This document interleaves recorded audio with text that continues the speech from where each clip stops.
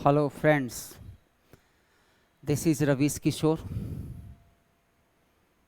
आज हम लोग वॉल्यूम 2 लेकर के आए हैं। आज हम लोग वॉल्यूम 2 पढ़ेंगे।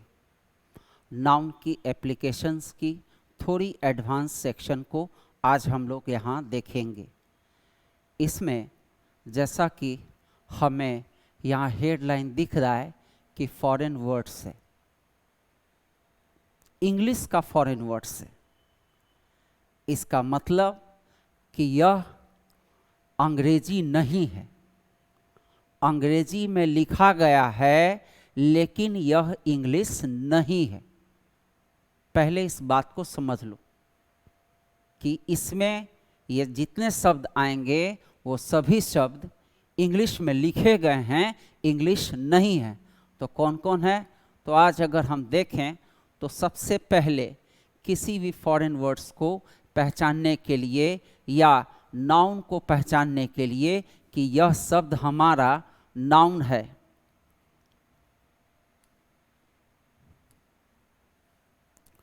कोई भी अगर लगता है शब्द कि यह नाउन है तो सबसे पहले लास्ट के 4 लेटर्स पर ध्यान रखते हैं जी। 1 2 3 4,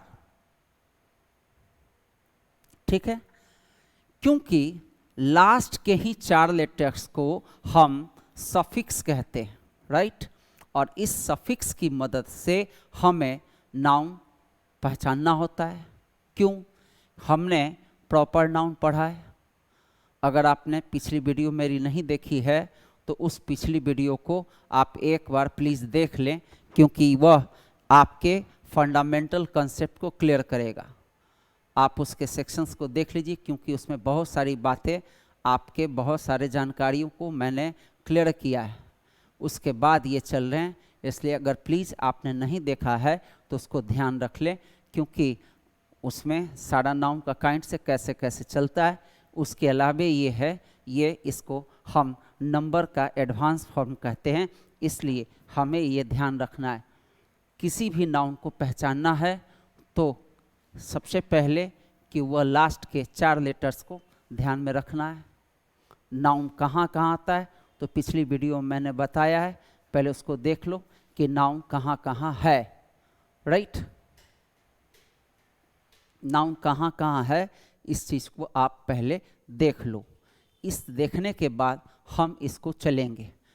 जिस शब्द के कह रहा है लास्ट में कि ICS हो, RY हो, GE हो, UM का A, ये प्लूरल है जी। इसमें कुछ नहीं दिया है तो इस कंडीशन बेस्ड है। यहाँ कह रहा ON का A, ये प्लूरल है और ये सिंगुलर है। ये प्लूरल है तो ये सिंगुलर है।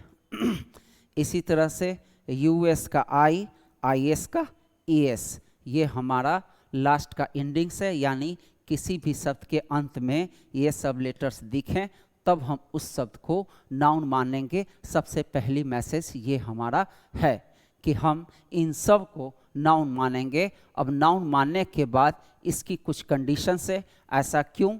तो ऐसा इसलिए कि हमें याद रखना है जी कि याद रखना है जी कि किसी भी सेंटेंस में first box is called noun, right? क्योंकि ये सब्जेक्ट होता है और सब्जेक्ट में हमेशा हमारा नाउन आता है। जब इसको पढ़ रहे हैं तो ये केवल नाउन बेस्ड क्वेश्चन नहीं होता है, यह हमेशा सब्जेक्ट प्लस वर्ब पर आधारित होता है। क्योंकि अगर हम इन दोनों को नहीं देखेंगे तो हमें ये परेशान करेगा, ठीक है? अब वर्ब के बारे में थोड़ी सी बातें याद रखना है कि 2 तरह का वर्ब होता है। पहला होता है सिंगुलर वर्ब और दूसरा होता है प्लूरल वर्ब, राइट? वर्ब के 2 टाइप्स, राइट? वर्ब के 2 टाइप्स कौन कौन? तो एक सिंगुलर और दूसरा प्लूरल, राइट? सिंगुलर वर्ब 4 होता है। कौन कौन? तो पहला V5। V5 किसको कहते हैं? तो वर्ब में अगर S या ES जोड़ दें तो वह वर्ब हमारा V5 कहलाता है, राइट? दूसरा कहता है इज, राइट, इज, यहाँ V5 में ACS आया है, यहाँ S आया है, राइट। इसके बाद अगर हम देखें तो हैज, इसके लास्ट में भी S आ रहा है, ठीक। इसके बाद अगर देखें तो वाज, ये हमारा 4 सिंगुलर वर्ब है जी। समझ में आई बात? क्योंकि अगर यह सब्जेक्ट हमारा सिंगुलर है तो वर्ब भी हमारा क्या होगा? सिंगुलर होगा। अगर ये सब्जेक्ट सिंगुलर है, सिंगुलर है,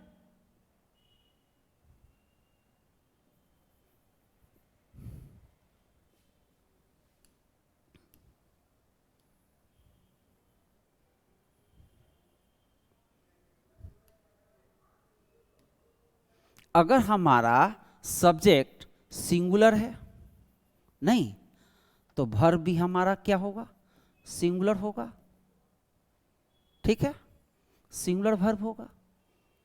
तो याद रखना है कि अगर इसमें एस या ईएस का यूज नहीं किया गया है, एस या ईएस का यूज नहीं किया गया है, तो हम इन्हीं 4 को यहां पर यूज कर सकते हैं, राइट। यहां पर हमें जो भी वर्ब मिलेगा उसके लास्ट में एसीएस चाहिए, राइट। अब कहता है कि अगर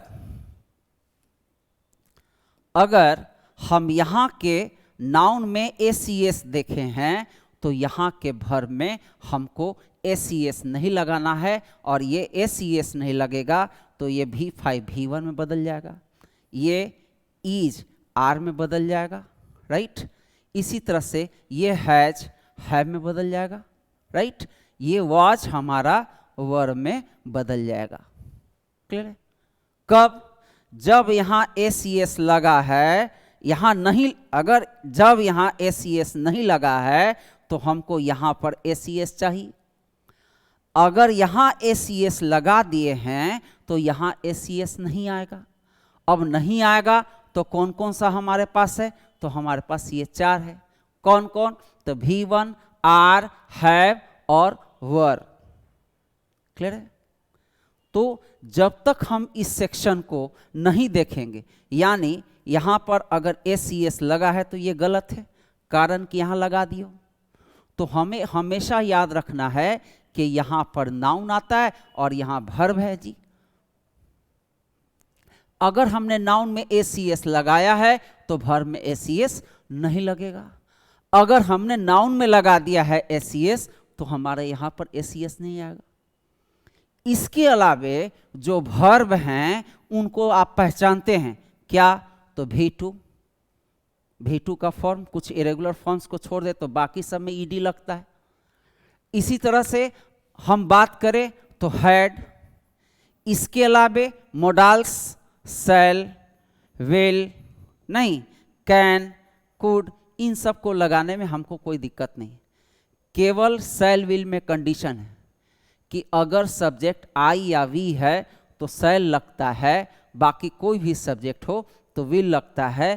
can, could, may, might, must, should, must, have to, इन सब को लगाने में कैन, कुड, मे, माइट, नहीं, need, can, could, may, might, इन सब को लगाने में, शुड, मस्ट को लगाने में, can, could, may, might, should, would, इन सब को लगाने में हमें सब्जेक्ट पर ध्यान नहीं रखना होता है, क्योंकि कोई भी सब्जेक्ट हो लगा दे तो कोई दिक्कत नहीं।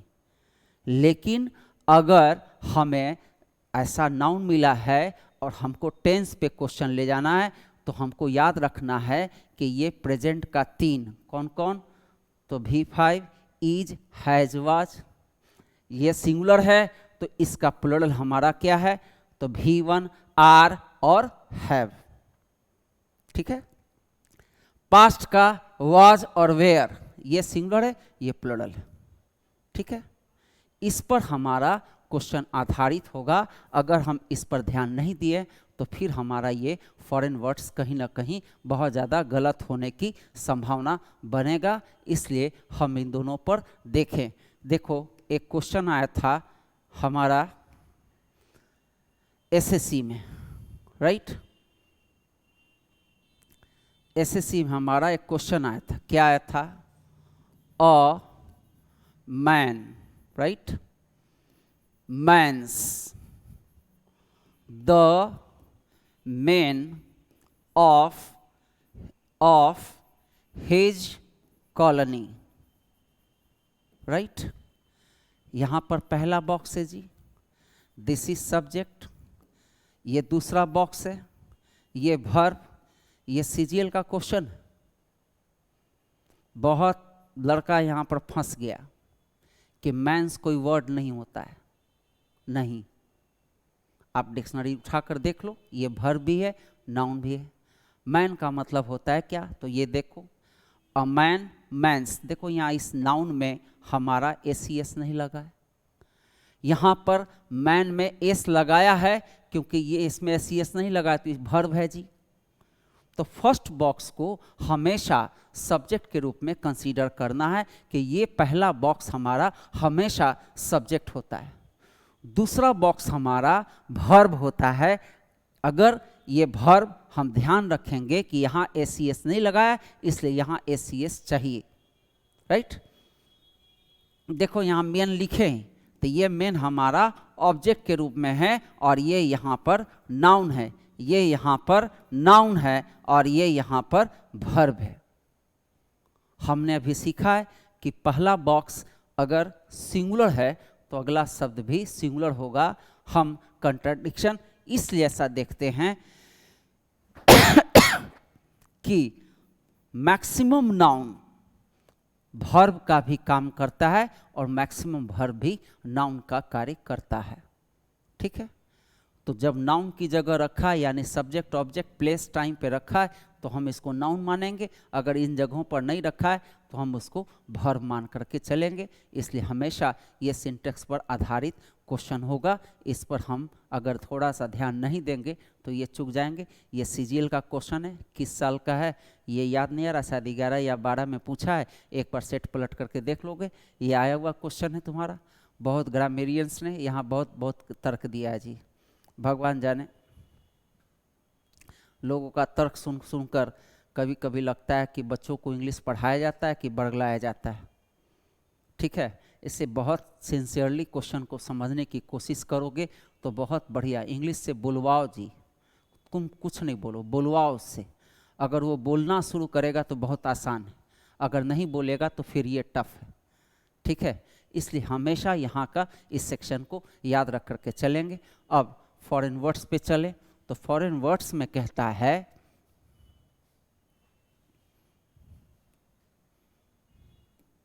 एक कंडीशन के साथ कि ये नाउन है हमारा और ये सब फॉरेन वर्ड्स, राइट। कह रहा है कि RYGE और UM का A, अगर ये शब्द प्लेस या टाइम से जुड़ा हो तब हम इसे एस लगाकर प्लुरल बनाएंगे, क्योंकि प्लेस या टाइम के कोई भी शब्द हो ये हमेशा प्लेस टाइम वाला सब कॉमन नाउन कहलाता है। कौन नाउन कहलाता है? तो ये हमेशा हमारा कॉमन नाउन होता है और कॉमन नाउन का प्लुरल बनाने के लिए हम हमेशा एस या ईएस का यूज करते हैं। इसलिए ध्यान रखोगे कि हम अगर ऐसे शब्द देखेंगे तो एस या ईएस लगा करके प्लुरल बनाएंगे, ठीक है। अब आगे बढ़ें तो इसमें पहला है, कहता है ICS। ICS के साथ कह रहा है कि कह रहा है ICS एंडिंग इज सिंगुलर।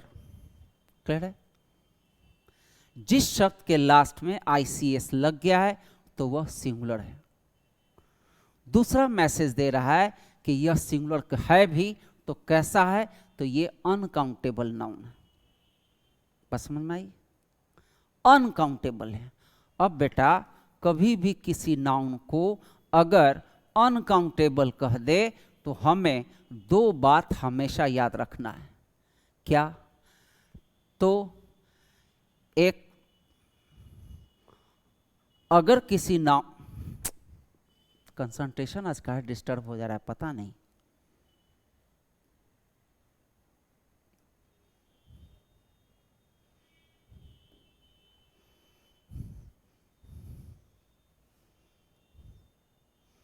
पहला आ रहा है हमारा ICS, राइट। अब ICS क्या है? तो ICS के बारे में मैसेज आ रहा है कि ICS एंडिंग इज सिंगुलर। क्या कह रहा है हमसे? कि जिस शब्द के लास्ट में अगर हमने ICS देखा है तो वह सिंगुलर है। अगला मैसेज दे रहा है कि यह अनकाउंटेबल है, इसको काउंट नहीं किया जा सकता है। तो तीन, हमेशा तो अनकाउंटेबल के बारे में कहा जाता है जी कि जब आपने किसी नाउन को अनकाउंटेबल माना है। क्या माना है? अनकाउंटेबल। तो ये पक्का 3 काइंड्स हो सकता है। कौन कौन? तो पहला होता है जी हमारा प्रॉपर नाउन, राइट। दूसरा होता है मटेरियल नाउन। तीसरा होता है abstract noun, right. Proper noun को हमने सीखा है कि हम उसी नाउन को प्रॉपर कहते हैं जो कैपिटल लेटर से हो। नहीं तो इसका कंसेप्ट क्या है? तो यह पहला कहता है कि नाम हो और कैपिटल लेटर से हो, तब हम इसको प्रॉपर मानेंगे। दूसरा कह रहा है मटेरियल नाउन। तो मटेरियल नाउन किसको?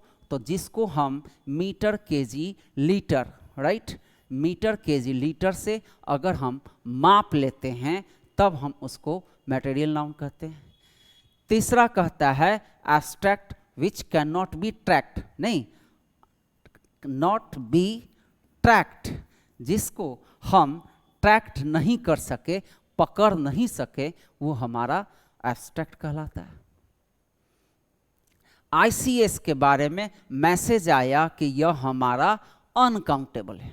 नहीं तो किसी भी नाउन को डिक्शनरी ने कह दिया कि यह अनकाउंटेबल है, तो हमेशा दिमाग में 3 नाउन को लेकर के चलना है कि यह प्रॉपर हो सकता है, मटेरियल हो सकता है, एब्स्ट्रैक्ट हो सकता है।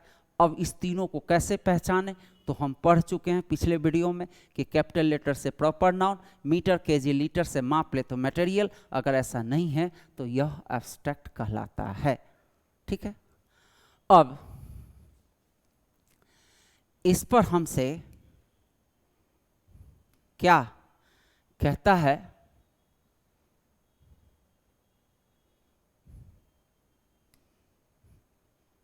अब इस पर हम एग्जाम्पल देखें तो मैथमेटिक्स, राइट, मैथमेटिक्स, लास्ट में क्या रहा है तुम्हारा? ICS है तो ये अनकाउंटेबल है। मैथमेटिक्स हमारा एक अनकाउंटेबल नाउन है। अब हम झट से पूछें कि यह कैपिटल लेटर से लिखा जाता है? जहां कंफ्यूजन हो वहां पर थोड़ा सा तरीका बदलना कि इस शब्द को पहला शब्द छोड़ के कहीं भी रख करके देखो, अगर कहीं रखने पर भी कैपिटल ही रह जाए तो प्रॉपर मान लेना है जी। जैसे कि एग्जांपल ले ले, mathematics makes man perfect, right.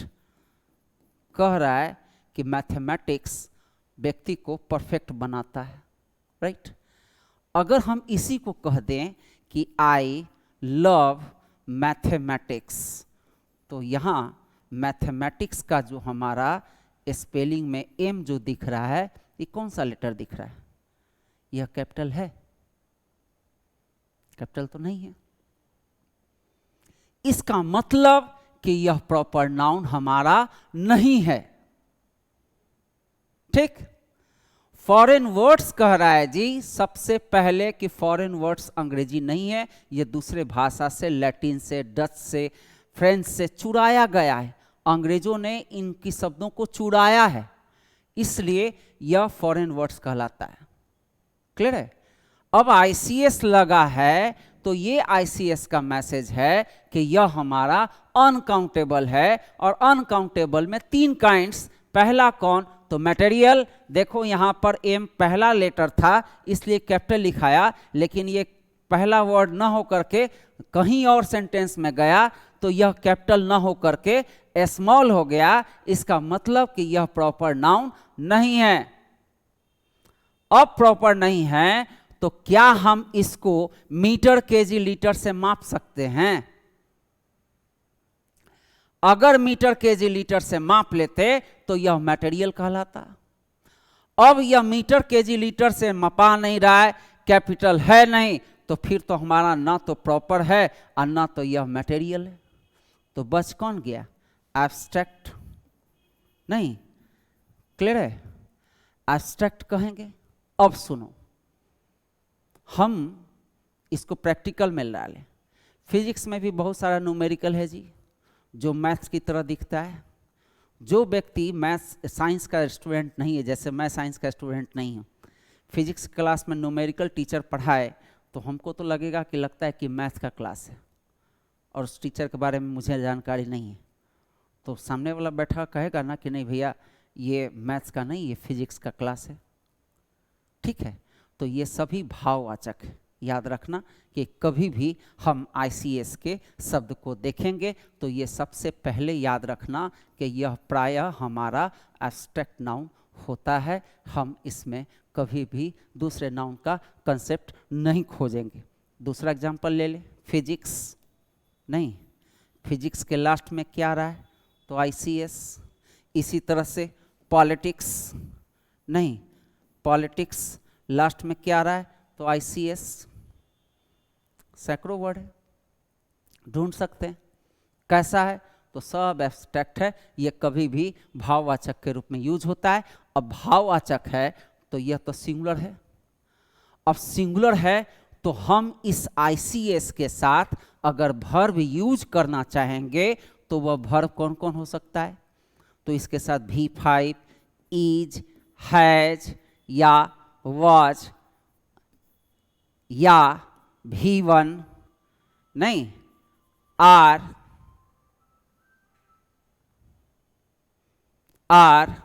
Have या वर। इस 8 में से अगर यूज करना चाहें तो कौन कौन यूज हो सकता है?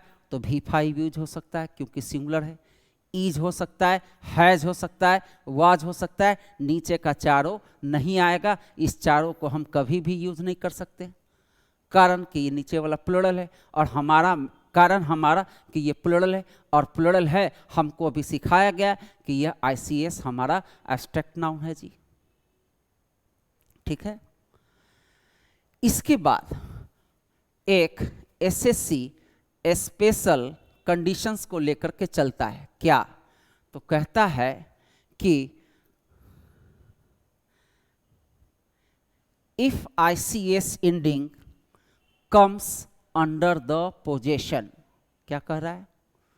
comes under the possession of the respected person of the respected subject, it is understood plural noun। बता दें कि ये रूल केवल SSC का बच्चा याद रखेगा। बैंक में इस तरह का कोई लॉजिक का क्वेश्चन नहीं होता है। बैंक केवल कहता है कि जिसमें ICS लगा है वो अनकाउंटेबल है, इतना ही बैंक वाला याद रखेगा। SSC वाला दो बातें कह रहा है। क्या? पहला कह रहा है कि अनकाउंटेबल है और दूसरा कह रहा है कि इस ICS पर अगर किसी का पोजेशन का मतलब होता है अधिकार, अगर किसी का अधिकार हो जाए, अधिकार भी किसका? तो कह रहा है respected person of the respected subjects. उस ICS वाले किसी भी शब्द पर, या फिजिक्स कहे या पॉलिटिक्स कहे या इकोनॉमिक्स कहे, कोई भी कहे, अगर इस पर उस व्यक्ति विशेष का किसी का अधिकार आ जाए तब SSC इसको प्लूरल मानता है। ठीक है, अब तुमसे बोले कि SC वर्मा सर क्या पढ़ाते हैं? SC वर्मा सर की कौन सी सब्जेक्ट फेमस है? झट से कहोगे फिजिक्स कि पॉलिटिक्स? जानते हैं जी हम। KC सिन्हा सर क्या पढ़ाते हैं? KC सिन्हा सर पढ़ाते हैं क्या? संस्कृत के मैथमेटिक्स, राइट। तो कभी भी इन पर अगर ICS पर किसी व्यक्ति विशेष का अधिकार हो जाता है तो वह हमेशा प्लूरल माना जाता है। यानी इसी शब्द को हम एक तरफ बनाए अभी कि मैथमेटिक्स, नहीं, मैथमेटिक्स मेक्स मैन परफेक्ट, अभी जस्ट बनाए यहां पर हमने मेक्स लगाया क्योंकि इस ICS को सिंगुलर माना। अब यहीं पर झट से कहता है कि इस ICS पर कह दे कि mathematics, right, mathematics of KC Sinha, right, KC Sinha. तो किन की मैथमेटिक्स? अब छोटा सा एक बात कि क्या केसी सिन्हा सर को जितनी मैथ्स दुनिया में है सबकी जानकारी है कि कोई स्पेशलाइज्ड होगा? कोई स्पेशलाइज्ड होगा? नहीं। तो जब भी किसी की अधिकार आ जाए तो ये ICS हमेशा टॉपिक्स में कन्वर्ट हो जाता है और टॉपिक्स हमेशा प्लुरल होता है जी, राइट। इस कारण से हम यहां पर जो पहले मैथमेटिक्स देखे थे ये ICS था, तो ये हमारा सिंगुलर था। अब यहां का ICS पर एक व्यक्ति का अधिकार आ गया है, इसलिए इसको हमको प्लुरल मानना होगा और इस प्लुरल के कारण हमको प्लुरल वर्ब यूज करना पड़ेगा। हमने अभी क्या लगाया था? मैक्स, यानी इस मैक्स की जगह अब हमको प्लुरल यूज करना होगा, इसलिए ये हमारा क्या हो जाएगा? तो ये हमारा हो जाएगा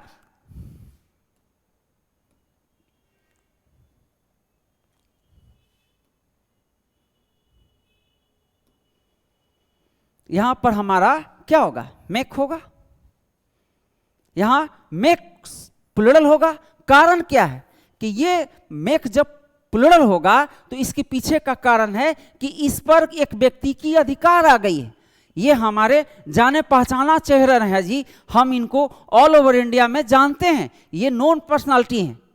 तो जहां एक रेस्पेक्टेड पर्सन का रेस्पेक्टेड सब्जेक्ट पर अधिकार आ जाए, अब रवीश किशोर की मैथमेटिक्स कहें तो हमेशा सिंगुलर ही होगा जी, क्योंकि रवीश किशोर को जानते भी नहीं है, अगर जानते भी हो तो अंग्रेजी के लिए जानते हो, मैथमेटिक्स के लिए तो नहीं जानते हो।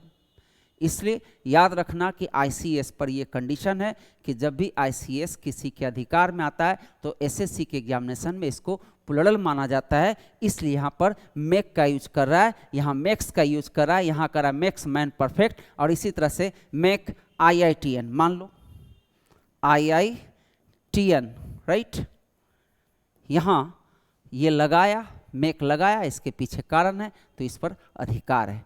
एक दूसरा एग्जाम्पल देख ले, कह दें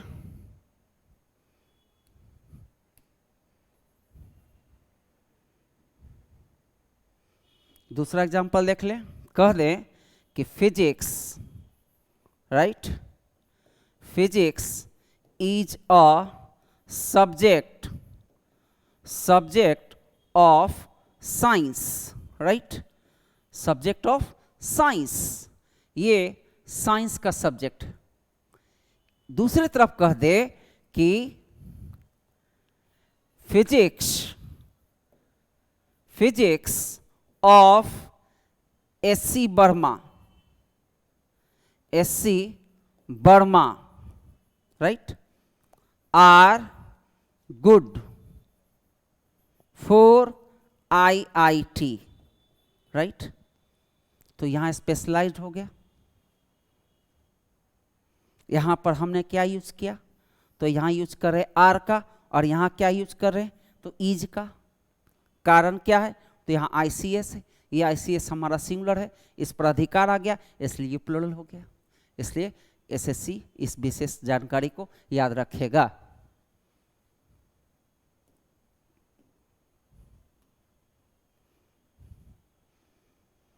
अगला कहता है RY जिस वर्ड के लास्ट में हो तो कहता है कि RY एंडिंग इज सिंगुलर, और फिर कह रहा है कि यह हमारा अनकाउंटेबल नाउन है। कैसा नाउन है? तो ये अनकाउंटेबल है। क्लियर है? बाबू याद रखना कि जिस शब्द के लास्ट में RY होगा तो यह नाउन भी है और एडजेक्टिव भी है। सही है? अब कैसे पहचानोगे? तो सब्जेक्ट की जगह रखा है तो नाउन मानेंगे, वर्ब की जगह वर्ब आता है जी, प्लेस की जगह ऑब्जेक्ट की, जहां नाउन आता है वहां नाउन मानेंगे। लेकिन अगर किसी नाउन के पहले आ जाए तो इसी आर वाई को हमें एडजेक्टिव मानना है। बस समझ में आई? अकेले है, अगर अकेले है तो हम इसे नाउन मानेंगे, अगर नाउन के पहले है तो इसे एडजेक्टिव मानेंगे। ये एक सबसे बड़ा मैसेज है कि जिस शब्द के लास्ट में आर वाई लगा है तो वह शब्द दो ही हो सकता है, ये या तो नाउन हो सकता है या तो फिर यह एडजेक्टिव हो सकता है। देख स्टेशनरी का स्पेलिंग बोलो, स्पेलिंग देखें इसका, तो स्टेशनरी ई आर वाई, यहाँ क्या लगाया? ई आर वाई, ये नाउन है बेटा। इसी तरह से स्टेशनरी ए आर वाई, अगर ए आर वाई यूज करें तो फिर हम इसको एडजेक्टिव कहते हैं। इसका मतलब था स्थिर, जिसमें गति नहीं हो, राइट। इस स्टेशनरी का मतलब होता है किताब कलम वाला जो स्टेशनरी होता है वो, ठीक है। तो ये आर वाई हमेशा दो शब्द होता है, ये नाउन भी हो सकता है, ये एडजेक्टिव भी हो सकता है। अब आपको प्लेस देखना है, बिना प्लेस देखे हुए इस दोनों आर वाई पर हमें हमेशा कंफ्यूजन क्रिएट करेगा। ये इसके बाद हर हाल में एक नाउन होना चाहिए, अथवा इसके पहले एक कोपुला वर्ब का यूज होना चाहिए। एडजेक्टिव दो ही कंडीशन होता है, या तो इसके पहले नाउन हो या फिर इसके पहले कोपुला वर्ब हो, तभी हम इसको एडजेक्टिव मानेंगे। अगर नहीं है तो वो स्पेलिंग एरर है। यहाँ एक क्वेश्चन एमटीएस छोटे एग्जाम्स बार बार पूछता है, तो ये हमेशा याद रखना कि कोपुला, ठीक है, कोपुला वर्ब के बाद एडजेक्टिव आता है या किसी भी नाउन के पहले एडजेक्टिव आता है, ये बात हमें याद रखना है, ठीक है। अगर हम इस पर ध्यान नहीं दिए तो फिर हमारा ये प्रॉब्लम रहेगा और हम इसको ढंग से नहीं समझ पाएंगे। कोपुला वर्ब किसी भी ग्रामर के बुक में जाएंगे तो हम देख सकते हैं कि कोपुला वर्ब कितने हैं, उन सबको एक बार देख लो तो ये ज़्यादा अच्छा क्लियर होगा। अब बात करें इसके एग्जाम्पल का, तो इसके एग्जाम्पल में हम लें तो कहता है स्टेशनरी, राइट, मशीनरी, MACHIENERY, नहीं। अब अगर ये अनकाउंटेबल है, कैसा है? अनकाउंटेबल है।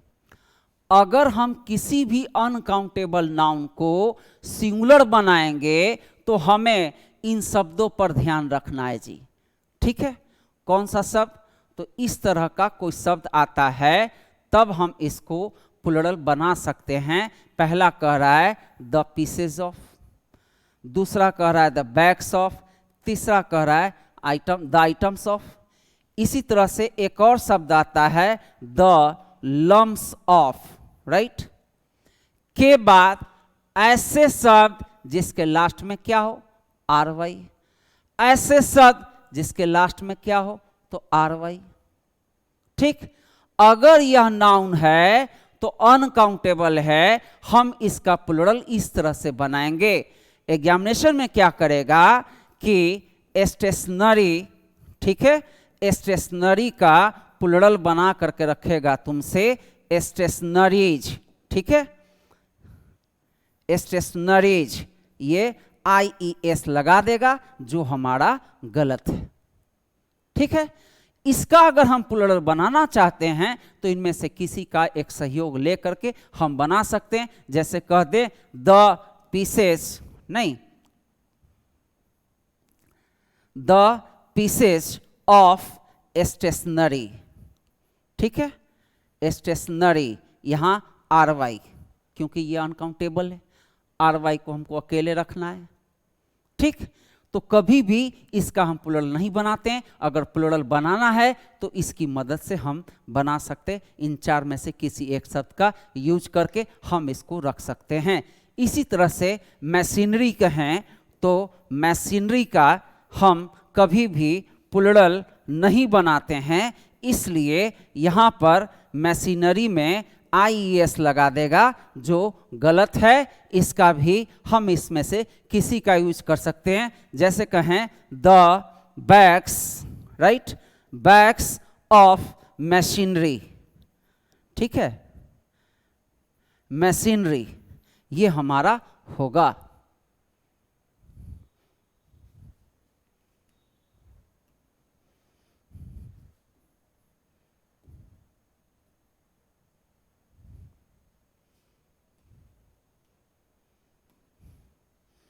बैग्स ऑफ मशीनरी होगा, राइट, ये क्लियर है। आगे कहता है, आगे कहता है कि if R Y ending is related to क्या, तो प्लेस या टाइम। अगर जिस शब्द के लास्ट में प्लेस या अगर जिस शब्द के लास्ट में आर वाई लगा है, अगर वह शब्द प्लेस या टाइम से जुड़ा है, तो वह सबसे पहले कह रहा है इट इज कौन नाउन, तो कॉमन नाउन, राइट। और it is made plural by changing Y into क्या, आईएस। तो जिस शब्द के लास्ट में आर वाई लगा है, अगर वह शब्द प्लेस या टाइम से जुड़ा हुआ शब्द है, तो हम उसका प्लूरल वाई को आईईएस में चेंज करके बनाते हैं। जैसे कंट्री के लास्ट में भी आर वाई आ रहा है, ये प्लेस है, इसलिए हम इस कंट्री का कंट्रीज करेंगे। सेंचुरी टाइम से जुड़ा हुआ शब्द है और सेंचुरी टाइम से जुड़ा हुआ है, इसलिए हम इसको आईईएस में बदलेंगे। बस समझ में आई। तो जिस शब्द के लास्ट में आर वाई आए, तो यह हमेशा हमको ध्यान रखना है सबसे पहले क्या, तो यह आर वाई सबसे पहले नाउन है या एडजेक्टिव है, इस बात को तय करना है। अगर यह नाउन है तो सबसे हमको ये याद रखना है कि क्या यह प्लेस या टाइम से जुड़ा है। प्लेस या टाइम से जुड़ा है तब हम इसको कॉमन मानेंगे, अगर प्लेस टाइम से नहीं है तो इसको हम अनकाउंटेबल मानेंगे। इसलिए दोनों डिफिनेशन तुम्हारे सामने है कि कह रहा है R Y ending is singular, it is uncountable noun. दूसरी तरफ कह रहा है कि if R Y ending is related to place और time, it is common noun, और इसका हम प्लूरल बना सकते हैं। इसलिए हमें इस बात पर थोड़ा ज्यादा ध्यान रख करके चलना है।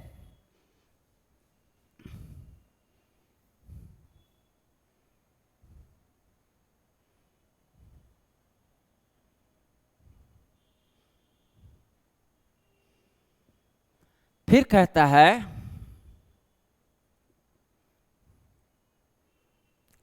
Some are Y ending words have motherly touch. क्या कह रहा है यहां, मदरली टच।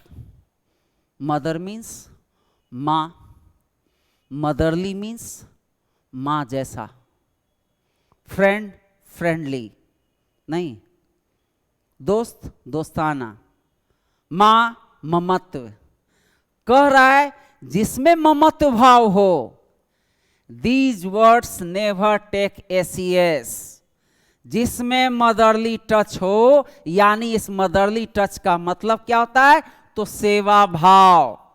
जिस आर वाई के शब्द में, जिस आर वाई के शब्द में अगर सेवा भाव दिखता है, तो हम ऐसे शब्द को कभी भी एस ई एस लगा करके नहीं रख सकते हैं।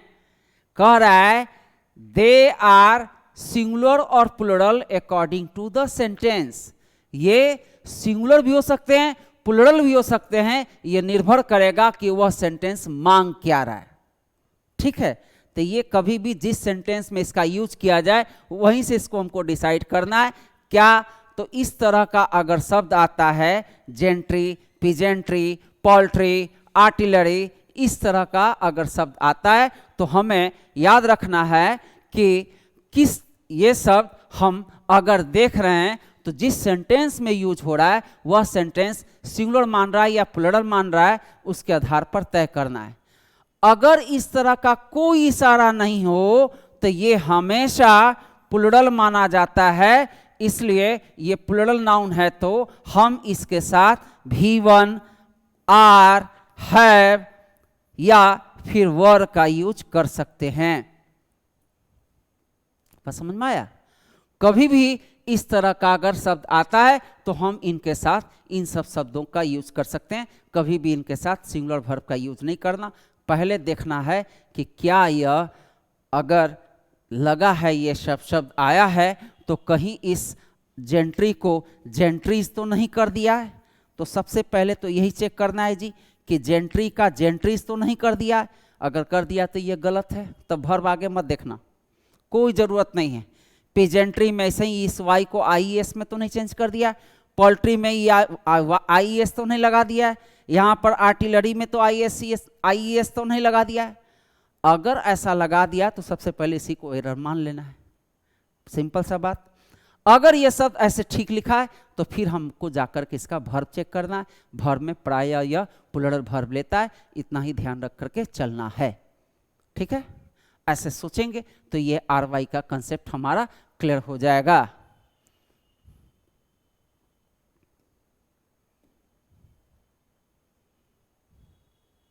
राइट, अगला कह रहा है जीई, अगला कह रहा है जीई, कहता है, क्या कहता है इसके बारे में? तो कहता है जीई एंडिंग, राइट। क्या कहता है? GE ending is singular, it is uncountable noun. फिर बात कह रहा है क्या हमसे कि जिस शब्द के लास्ट में जीई लगा है तो यह अगर नाउन है तो यह अनकाउंटेबल होगा। मेरी बात पर गौर करना, अगर यह नाउन है तो अनकाउंटेबल होगा, यानी कोई दूसरा शब्द भी कह रहे अगर यह नाउन है, अगर है, क्या है? नाउन है, तब यह अनकाउंटेबल। तो बेटा कभी भी जीई का कोई भी शब्द होता है वो दो ही जगह पर होता है, ये या तो नाउन होगा अदरवाइज यह वर्ब होगा। तो सबसे पहले इसको चेक करो कि किस जगह पर ये रखा है।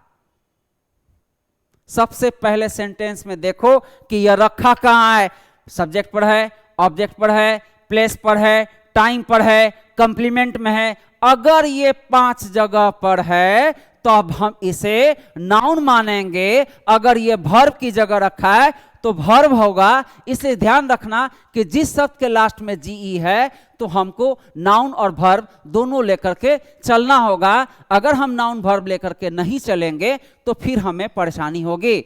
दूसरा बात कहता है कि यह कैसा है, तो यह अनकाउंटेबल नाउन है।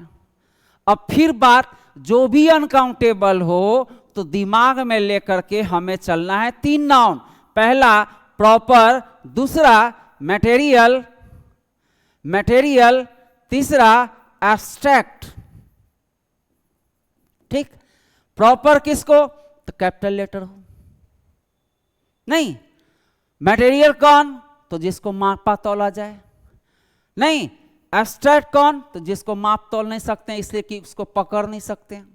तो पकड़ा जाए तो मटेरियल, ना पकड़ाए तो एब्स्ट्रैक्ट। इस डेफिनेशन को दिमाग में डाल लो, पकड़ाए तो मटेरियल, ना पकड़ाए तो एब्स्ट्रैक्ट।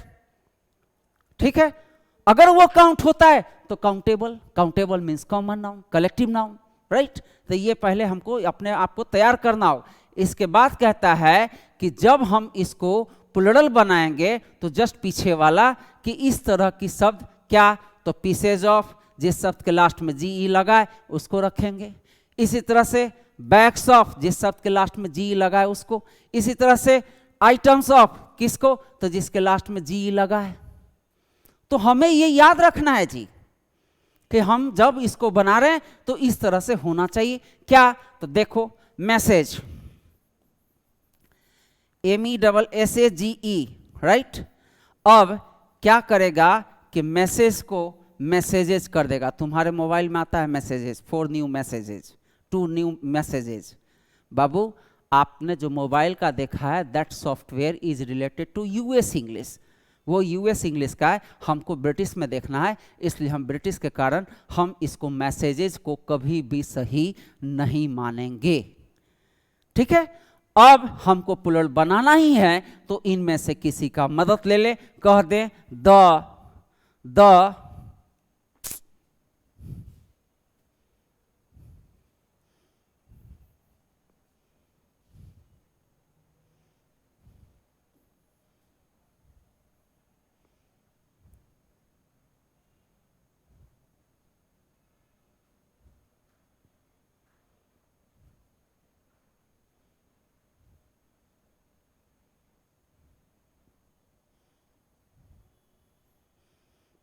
कह दे द,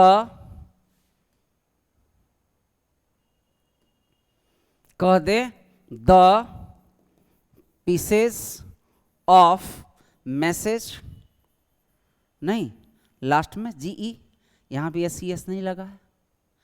इसी तरह से नॉलेज, KNOWLADGE, लास्ट में क्या आया, जीई। नॉलेज का भी प्लूरल क्या, तो क्या ये नॉलेजेज होगा क्या, नॉलेजेज होगा क्या, तो नहीं। इसका भी प्लूरल बनाना है तो लगा सकते हैं द आइटम्स, नहीं द आइटम्स ऑफ नॉलेजेज, नॉलेजेज की नॉलेज, आइटम्स ऑफ नॉलेज। कभी भी इसमें एस नहीं लगाना है, यही बात याद रख करके चलना है हमको, ठीक है। आगे बढ़े,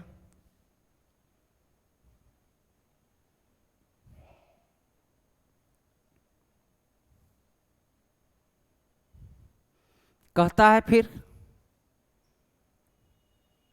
आगे, कहता है if GE ending is related to क्या, प्लेस और time, it is common noun. ये हर जगह इसलिए देना चाह रहे हैं कि जिस शब्द में कॉमन नाउन प्लेस या टाइम का भाव हो वह सब कॉमन नाउन है। It is made plural by adding क्या, एस। तो कॉलेज का स्पेलिंग क्या होता है, तो CLOGE। कॉलेज का प्लूरल क्या होता है, तो कॉलेजेज, नहीं। विलेज, VILLAGE, यहां क्या आया, विलेज। तो विलेज का प्लूरल क्या होता है, क्या यार,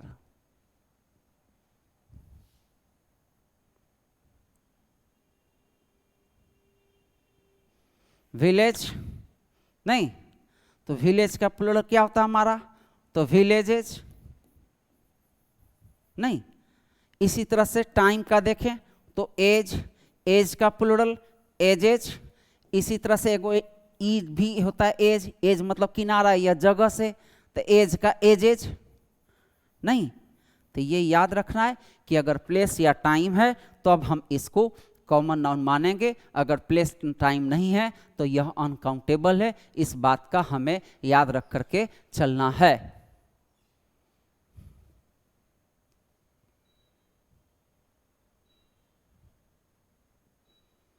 अगला कहता है यूएम एंडिंग इज सिंगुलर, ठीक।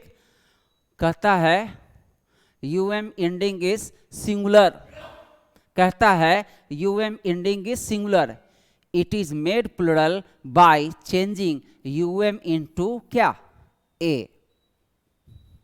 क्लियर है बाबू, ये रूल केवल एसएससी मानता है, क्योंकि एसएससी बहुत सारा ट्रेडिशनल इंग्लिश पूछता है, ट्रेडिशनल इंग्लिश पूछता है, इसलिए कभी भी ट्रेडिशनल पर ध्यान दोगे तो एसएससी का कंसेप्ट होता है।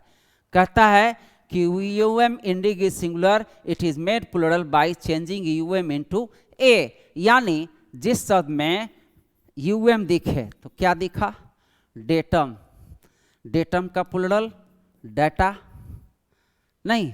एजेंडम, एजेंडम का प्लूरल एजेंडा। मेमोरेंडम, मेमोरेंडम का प्लूरल मेमोरेंडा, नहीं। बैंक का क्या लॉजिक है यहां, बैंक कहता है कि ऐसा कोई शब्द होता ही नहीं है, वो कहता है ऐसा कोई शब्द नहीं होता है। ये एसएससी के लिए सही है, लेकिन बैंक के लिए यहां प्रॉब्लम है। बैंक कहता है कि ऐसा कोई शब्द नहीं होता है, केवल शब्द होता है तो क्या, तो डाटा, एजेंडा, मेमोरेंडा, ऐसा शब्द होता है। ऐसा शब्द मैंने बैंक में नहीं सुना। बैंक वाले कहते हैं कि ये अगर आ जाए तो सबसे पहले तुम लोग इसको स्पेलिंग एरर मार करके इसको सुधार लेना, ऐसे होगा। अब ध्यान रखना कि एसएससी इसके साथ सिंगुलर वर्ब यूज कर,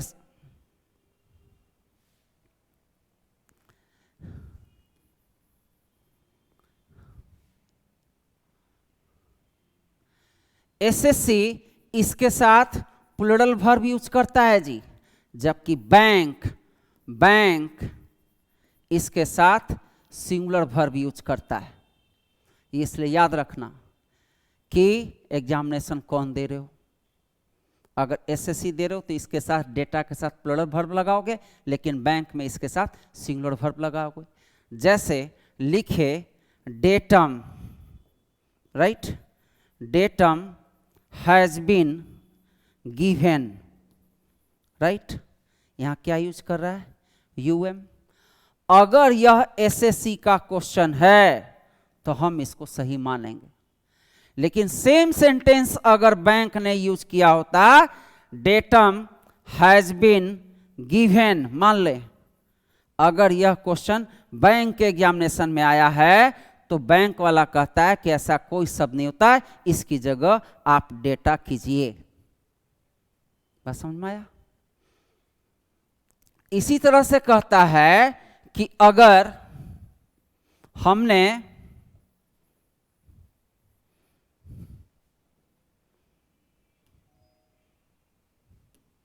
हमने देखा कि data have been given, right, अगर यह एसएससी का है तो यह सही है।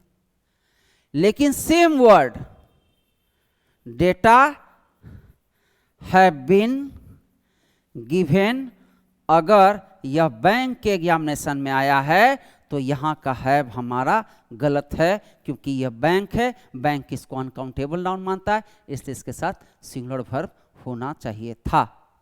क्लियर है? तो ये इस पर एक लॉजिक एक्स्ट्रा है। बैंक एसएससी में लड़ाई है, इसलिए एग्जामिनेशन देते वक्त इस बात का याद रखोगे। अगला कहता है if UM ending is related to the place और टाइम, किससे जुड़ा, प्लेस टाइम, तो जब भी प्लेस टाइम होगा तो कौन सा नाउन कहलाएगा, तो यह कॉमन कहलाएगा। और जब कॉमन है तो प्लूरल बनेगा जी, इसमें एस लगाएंगे नहीं। जैसे कहें stadium, right, stadium, DIUM, right, stadium का प्लूरल क्या होगा, तो इसका प्लूरल होगा स्टेडियम्स। इसी तरह से म्यूजियम, तो म्यूजियम का प्लूरल क्या होगा, तो इसका होगा म्यूजियम्स, क्योंकि यह प्लेस है। एक्वेरियम्स, क्यों, तो यह कॉमन नाउन है। क्यों कॉमन नाउन है, तो यह प्लेस का भाव दे रहा है, तो जब भी प्लेस का भाव दे तब हमको इस तरह से समझ करके चलना है। ठीक है?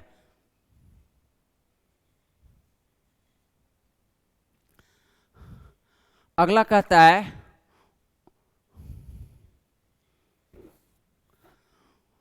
ON ending is singular, it is made plural by changing ON into A। ON को किस में बदलने के लिए कह रहा है, तो A में।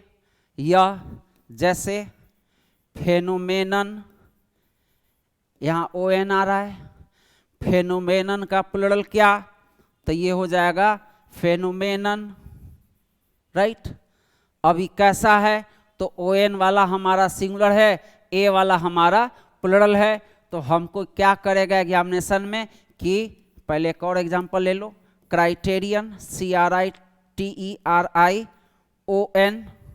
CRITERION, क्राइटेरियन का प्लूरल क्या, तो क्राइटेरिया, राइट, क्राइटेरिया।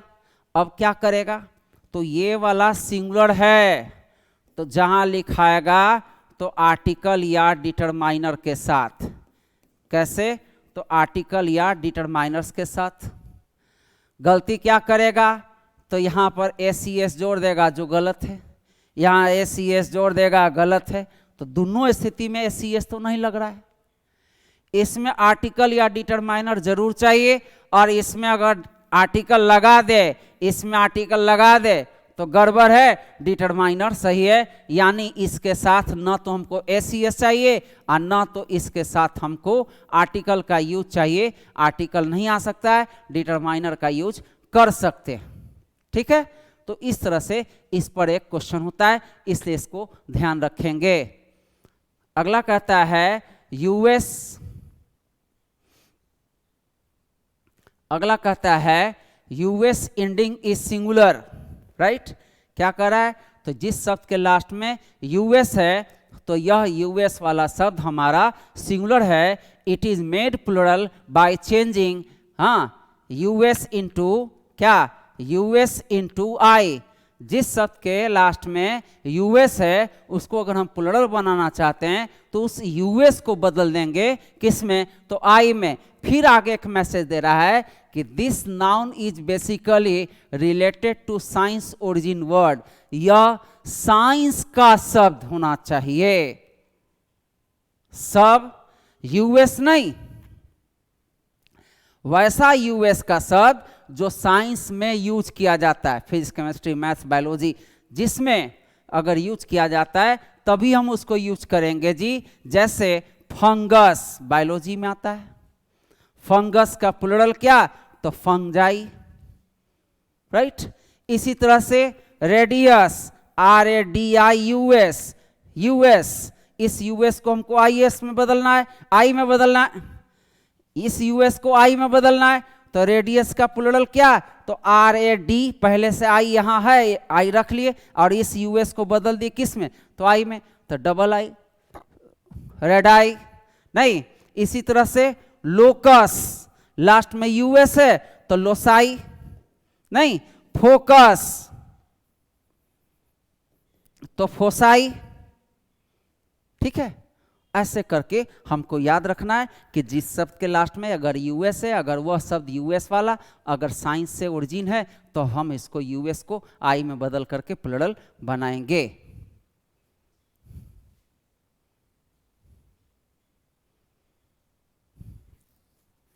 अगला कहता है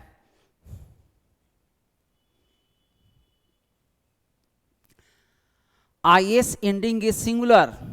It is made plural by changing IS into ES. ठीक है, this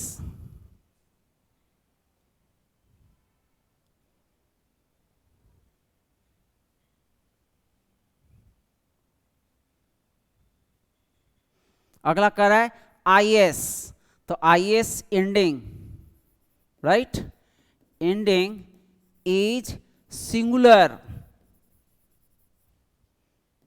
It is made plural by changing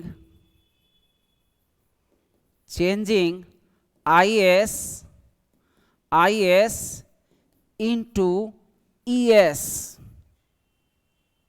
किसमें? तो IS को ES में बदलिए। देख बेटा, थेसिस का स्पेलिंग बोल, THIS, TH स्पेलिंग बोल, THESIS।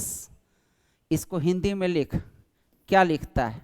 थेसिस नहीं, क्या लिखा? सिस।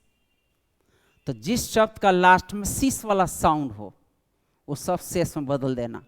सिस का थेसिस नहीं, एक्सिस। साउंड क्या आया? अगर हम इसको हिंदी में लिखे तो एक्सिस, यही आएगा, एक्सिस। सिस आया तो एक्सिस का एक्सेस। क्राइसिस, क्राइसिस का क्राइसिस। क्लियर है?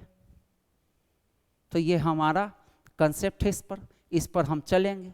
यही हमारा फॉरेन वर्ड्स है। हमेशा इसको दोनों बॉक्स में लेकर के चलेंगे, अगर दोनों बॉक्स में लेकर के नहीं चलेंगे तो फिर ये हमारा गड़बड़ हो जाएगा। यही हमारा फॉरेन वर्ड का दुनिया था।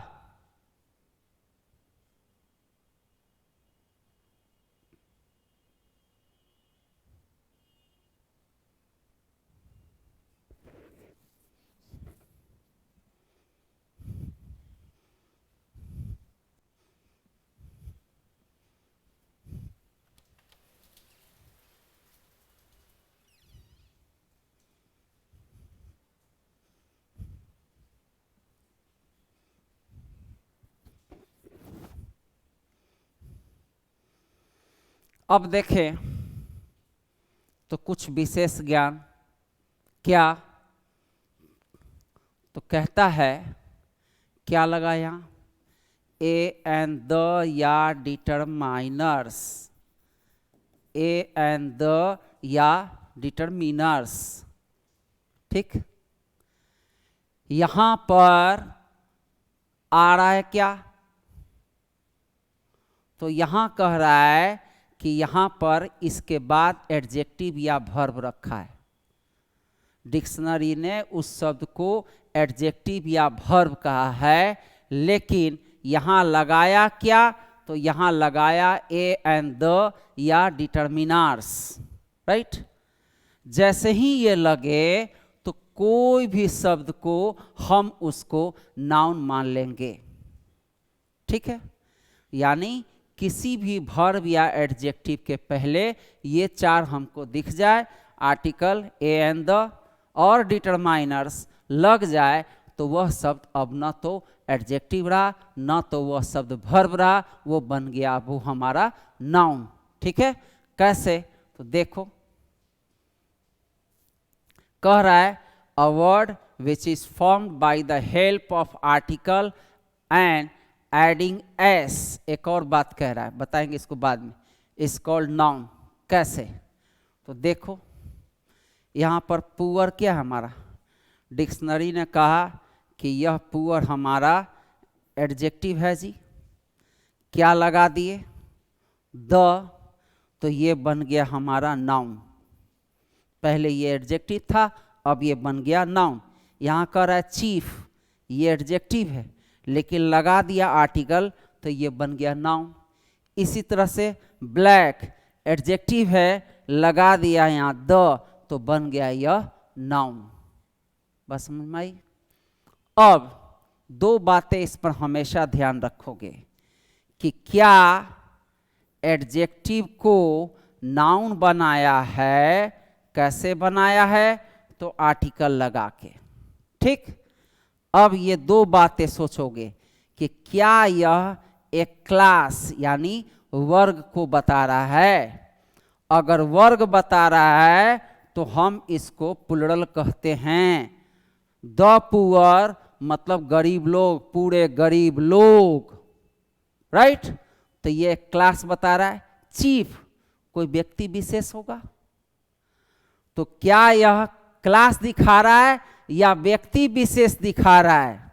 ये हमेशा याद रखना चाहिए कि अगर व्यक्ति विशेष कहे तो यह सिंगुलर है, अगर व्यक्ति विशेष न दिखाए, यह पूरे कम्युनिटी का बोध करवाए, तब हम इसको प्लुरल मानते हैं। जब भी किसी भी एडजेक्टिव के पहले आर्टिकल देखोगे तो हमेशा इस बात को चलोगे, क्योंकि इसी के अनुसार हमको वर्ब लेना है। यह प्लुरल है तो प्लुरल वर्ब लेगा, यह सिंगुलर है तो सिंगुलर वर्ब लेगा।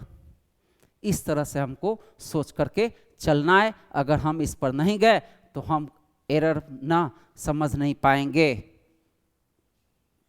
आगे कहता है ड्रिंक। डिक्शनरी ने इस शब्द को क्या कहा, वर्ब। क्या लगाया, आर्टिकल, बन गया noun.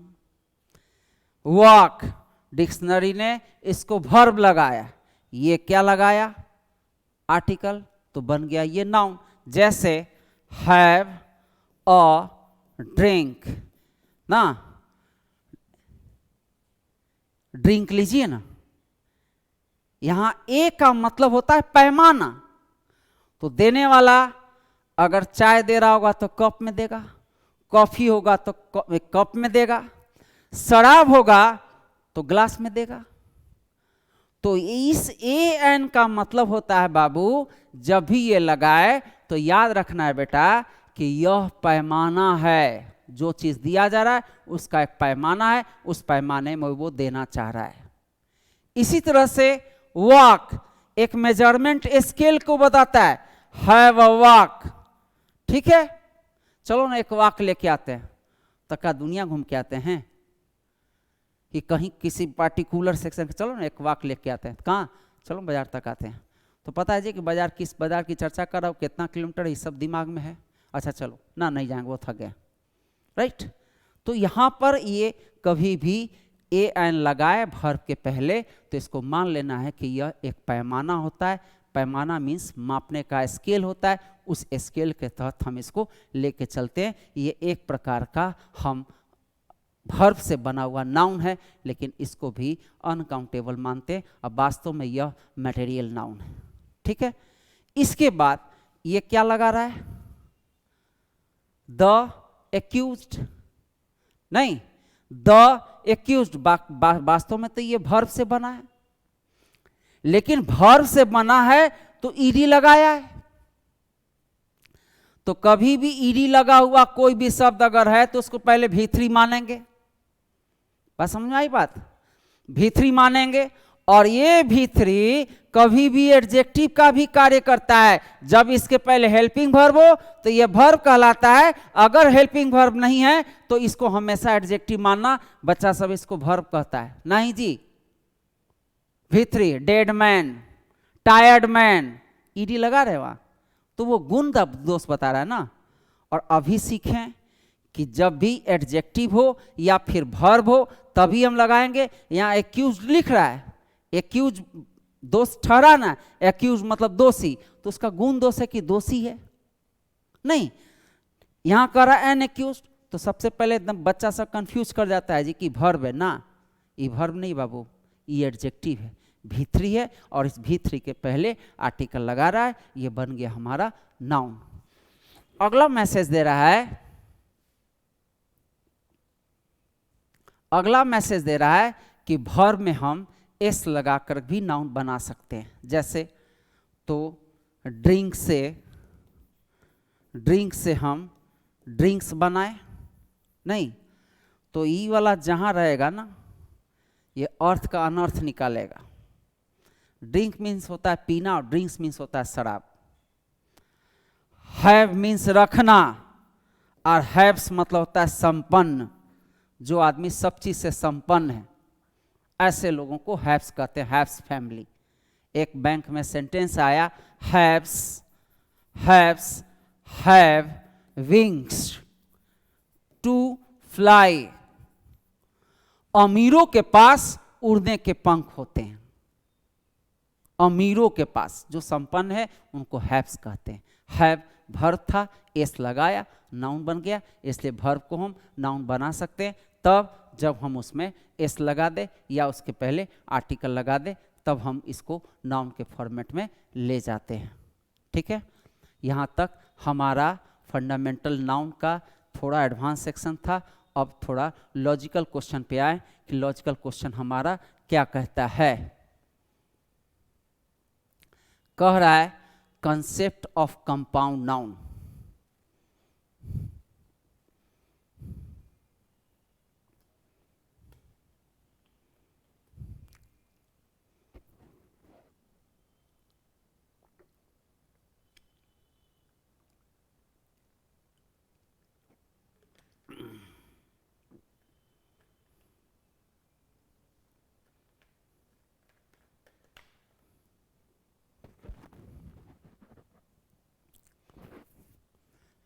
Concept of compound noun क्या?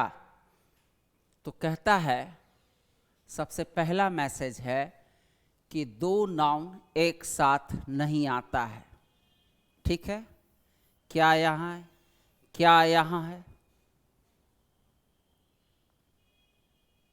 दीपक जी आए क्या? कोई नहीं आया है? कौन लोग? एशिया का बंद कर दिए, कहा कोई कहा, मुझे पसीना निकल रहा है।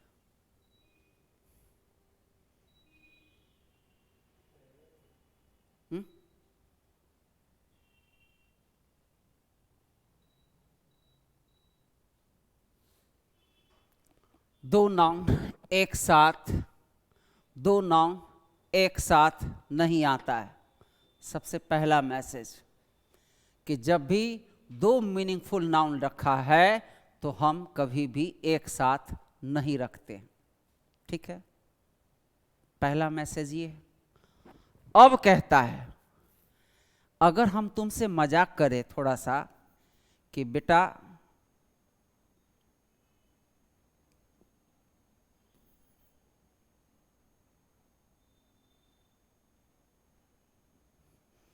तुमसे मजाक करे कि एगो ब्रश ले आएगा, तुम ले आओगे?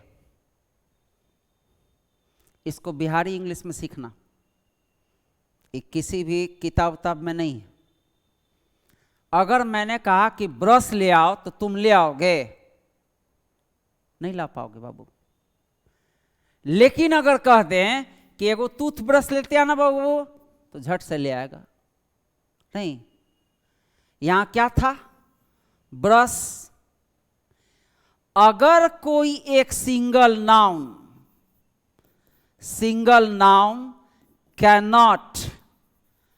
कैनॉट फुलफिल, कैनॉट, क्या हो जा रहा है यार,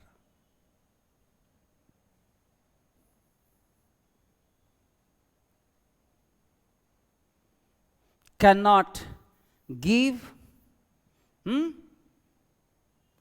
गिव कंप्लीट मीनिंग। सही है, कंप्लीट मीनिंग। बात समझ में आया? वन और मोर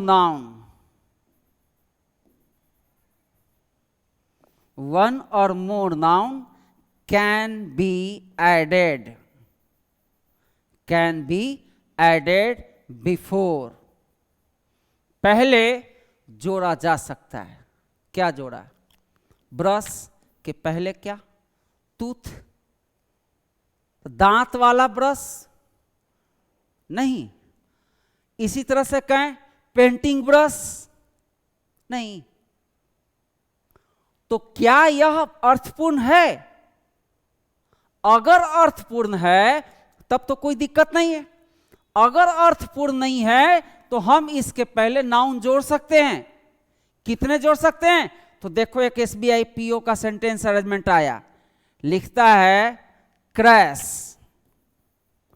CRASH, क्रैश। पता चल रहा है कौन सा क्रैश? उसने कहा मार्केट क्रैश। क्या कहा? तो मार्केट क्रैश में अर्थ निकल गया? नहीं निकला जी। हम तो समझ रहे थे कि कोई पटना का कोई मार्केट क्रैश कर गया है ना। उसने फिर कहा स्टॉक मार्केट क्रैश, तो ये भी नाउन है। काहे जोड़ा? तो ये अर्थ नहीं निकल रहा था। ये भी जब नाउन है तो ये क्यों जोड़ा? तो ये अर्थ पूरा करने के लिए। जब कोई नाउन अर्थपूर्ण नहीं है तो हम उसके पहले अर्थ पूरा होने तक एक या अनेक नाउन, पहले एक या अनेक नाउन जोड़ सकते हैं। बात क्रैश की ही हो रही है। कहें I bought, right, bought a toothbrush. मैंने एक टूथब्रश लाया। तो क्या लाया? दांत लाया कि ब्रश लाया? ब्रश लाया। This brush was red. नहीं, कैसा था? तो लाल था। कौन सी था? दांत कि ब्रश? देखो जी, जब कोई नाउन लिखा है और ये अर्थ नहीं निकले तो एक हिंदी में क्वेश्चन बनता है, कौन सा? क्रैश। कौन सा क्रैश? नहीं पता चला, मार्केट क्रैश, फिर भी नहीं, तो कौन सा मार्केट क्रैश, ये ऐसे करके जोड़ते जाएंगे, ये कौन सा अगर डलाता है तो जहां कौन सा लगे वो हमेशा एक नाउन लेता है, कैसा अगर है तो वह नाउन हमेशा एडजेक्टिव लेता है। इसलिए बड़ा सिंपल सा अगर बिहारी कंसेप्ट में सीखेगा तो इसको कहते हैं कौन सा मतलब नाउन जोड़िए और कैसा मतलब एडजेक्टिव जोड़िए, राइट। कैसा है तो लाल ब्रश, रेड ब्रश नहीं, it was a red brush, तो लाल कैसा था तो लाल था, तो कैसा हमेशा एडजेक्टिव लेता है, कौन सा हमेशा नाउन लेता है, ये बात हमको याद रखना है, ठीक है। ये होता है कंपाउंड नाउन। ये बहुत बच्चा वाला सेक्शन है। इसके बाद अगर बढ़ें तो बड़ी परेशान करने वाला लॉजिक आता है। क्या आता है, कहता है आगे, इसका रूल है इफ टू नाउन्स, इसका रूल है if two meaningful nouns are kept together,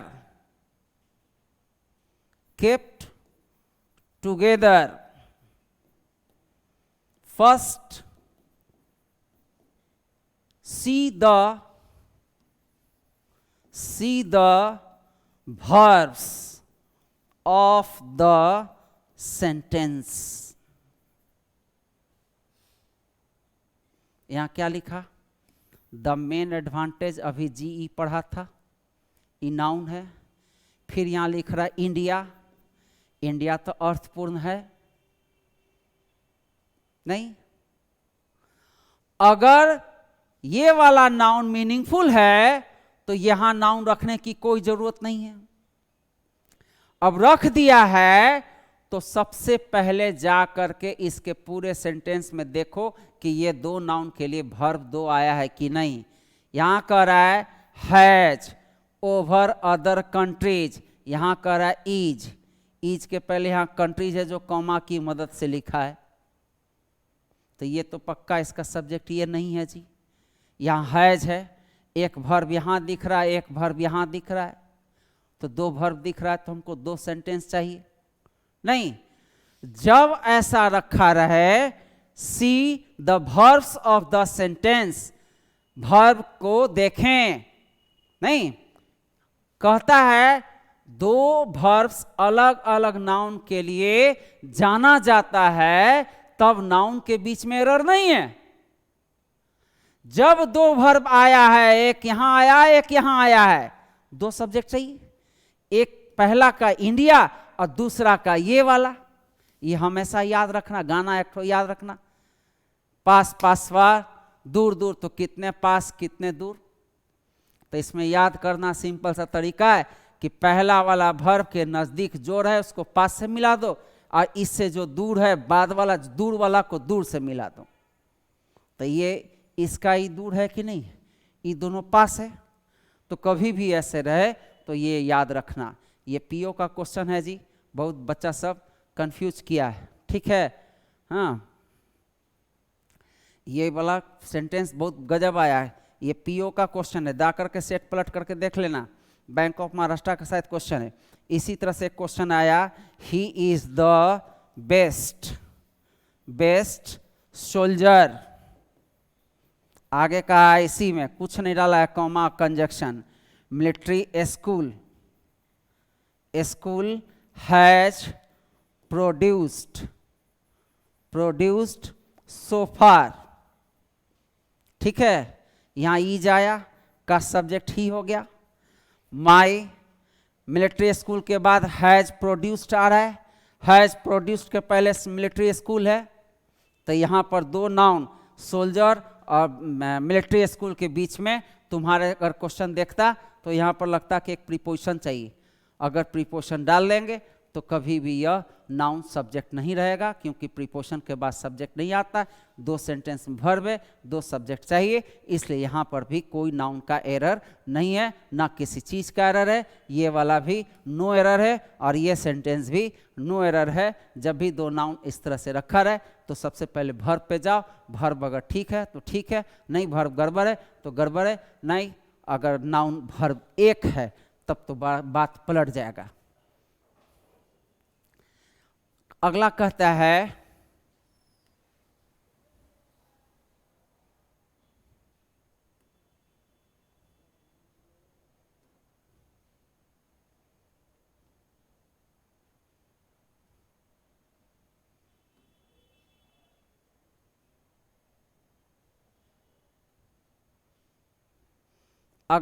है कि यही सेंटेंस है, the main advantage India has over other countries is its large human capital. ठीक, या he is the best soldier our military school has produce so far. यहाँ कह रहा है if there is no separate verb there must be error.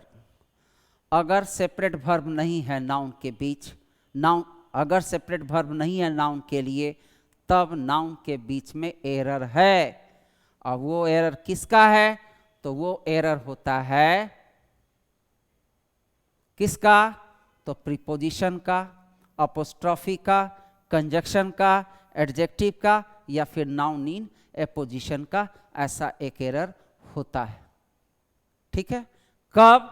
जब separate verb यानी अलग अलग क्रिया नहीं है, तभी ये बात होगा। ठीक है, अगर ऐसा नहीं है तभी हम लेंगे। कैसे? तो देखो, if two nouns have no separate verb there must be error। अगर यदि कोई अलग अलग क्रिया नहीं है तो नाउन के बीच में एरर है। ठीक, ये बात कब सोचना है?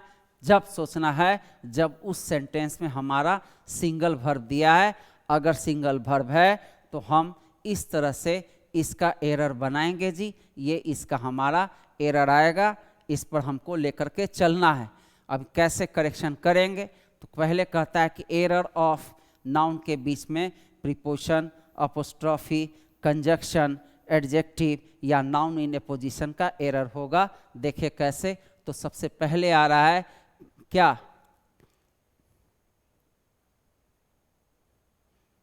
कह रहा है use of preposition between nouns to give priority to the first noun.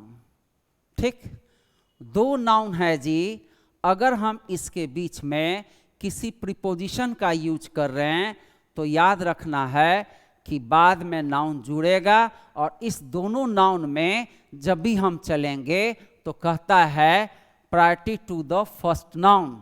यानी यहाँ प्रीपोजिशन आया है, इसके कारण ये नाउन कभी भी ऑब्जेक्टिव केस में होगा। और मुख्य बात किस पर है?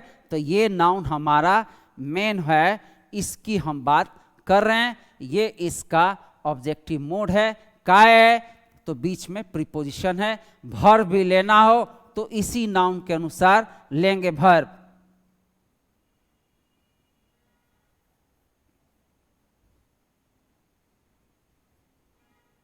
वर्ब भी लेना हो तो इसी नाउन के अनुसार वर्ब आएगा। इससे हमको कोई रिलेशन नहीं है जी। बात समझ में आया? कैसे? तो देखो, कहता है द मेन एडवांटेज, यहां पर क्या डाल रहे हैं? प्रीपोजिशन डाल रहे हैं। The main advantage of India या इन इंडिया या for India is its large human capital. क्या को वर्ब आया? एक ही ना, एक आया है ना। एक आया है तो 2 नाउन है, एक यहाँ एडवांटेज नाउन है, दूसरा एक इंडिया नाउन है। वर्ब कितना है? तो एक, इसलिए इसके बीच में प्रीपोजिशन का यूज करना चाहिए। अगर ऐसा नहीं है तो फिर हम एरर मान करके चलेंगे। यहाँ पर हम एक प्रीपोजिशन चाहिए जो सूट कर जाए, सेंटेंस के अनुसार लेंगे, और सब्जेक्ट हमारा सेंटेंस का ये वाला है, इसके अनुसार ई जाए, इंडिया से कोई मतलब नहीं है। ठीक है, तो इस तरह से इसको लेकर के चलोगे।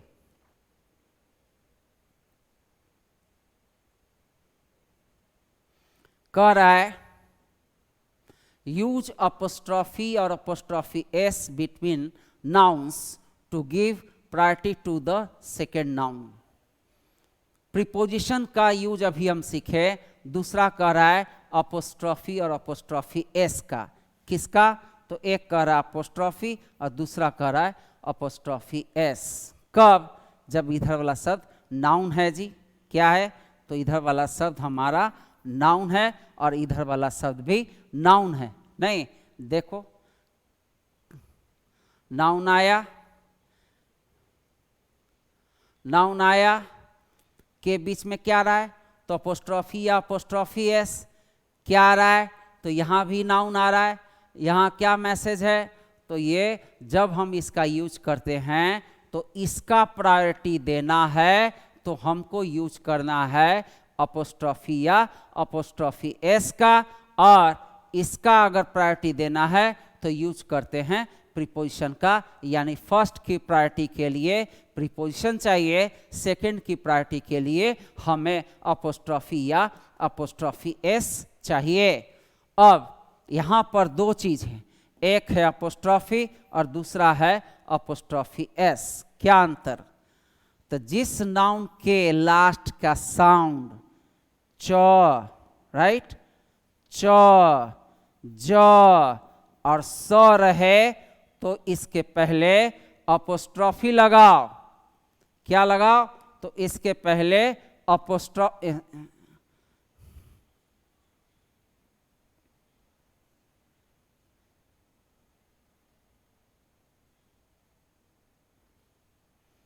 कहता है अपोस्ट्रॉफी, राइट,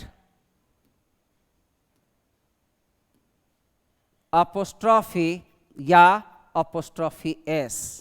यहाँ नाउन है, तो इस नाउन के लास्ट में अगर साउंड च, ज या स रहे तो हमको अपोस्ट्रॉफी का यूज करना है।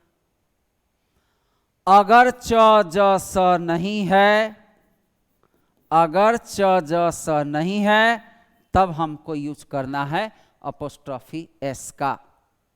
ठीक है? प्रॉपर नाउन कोई भी हो, कुछ भी साउंड हो, प्रॉपर नाउन में हमेशा अपोस्ट्रॉफी एस लगता है। चाहे मेरा नाम रवीश है तो स तो लास्ट में है, राजेश है लास्ट में स है, मनोज लास्ट में ज है। नहीं, तो उस अगर प्रॉपर नाउन है तो केवल अपोस्ट्रॉफी एस लगेगा। अगर प्रॉपर नाउन छोड़ करके कॉमन या कलेक्टिव है, तब हमको उसके साउंड पर ध्यान देना है कि लास्ट में च, ज, स है तो अपोस्ट्रॉफी लगाओगे, च, ज, स नहीं है तो अपोस्ट्रॉफी एस लगाओगे। जैसे कहें एक्टर, तो इसके लास्ट में च, ज, स है, नहीं है तो अपोस्ट्रॉफी एस लगेगा। एक्ट्रेस, इसके लास्ट में च, ज, स है तो क्या लगाओगे? तो अपोस्ट्रॉफी। तो च, ज, स रहे तो अपोस्ट्रॉफी, च, ज, स नहीं तो अपोस्ट्रॉफी एस। इसके बाद एक नाउन डाल दिए, मान लो यहाँ रोल डाल दिए एगो, नहीं, actress, actor's role, actress role. देख अगला, बॉय, क्या लगाएंगे? Apostrophe S. हाँ, बॉयज, अ बॉयज पेन, यानी एक लड़का एक कलम। यहां कह रहा है बॉयज, तो यहां पर च, ज, स आया, च, ज, स आया तो क्या लगेगा? अपोस्ट्रॉफी एस की अपोस्ट्रॉफी। तो च, ज, स आए तो अपोस्ट्रॉफी, च, ज, स नहीं तो अपोस्ट्रॉफी एस। यहाँ च, ज, स आ गया है, इसलिए यहाँ पर हम केवल अपोस्ट्रॉफी का यूज करेंगे, इसलिए इसका ये होना चाहिए था बॉयज पेन्स। क्लियर है? तो ये दोनों कब लगाएंगे, ये बात हमारा इससे क्लियर हो रहा है। इसको छोटा सा बात पर याद रखोगे। ग्रामर का बुक बहुत कहता है बेटा पढ़ते पढ़ते पागल हो जाओगे, कितना पढ़ोगे, सीखने की आदत डालो, स्ट्राइक करवाना सीखो। स्ट्राइक नहीं हुआ है तब तक क्वेश्चन जल्दी से नहीं बनेगा। क्लियर है? अब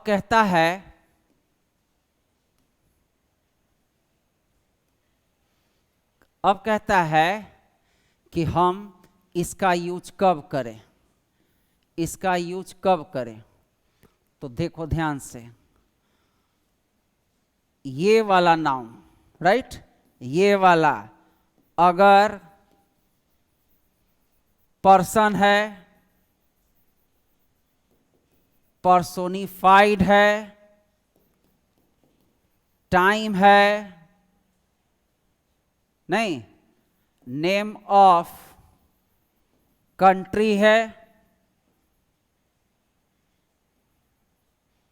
नेम ऑफ कंट्री है, क्लियर है, person, personified noun, time, name of country अगर है, या फिर फ्रेज का कोई नेचर है, तब हम अपोस्ट्रोफी या अपोस्ट्रोफी एस का यूज करते हैं।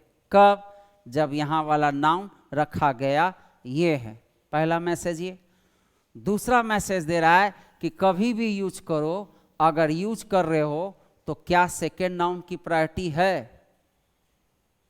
अगर सेकेंड नाउन की प्रायोरिटी है तो हम प्रीपोजिशन का यूज करेंगे। देखो एक एसएससी में क्वेश्चन आया, ही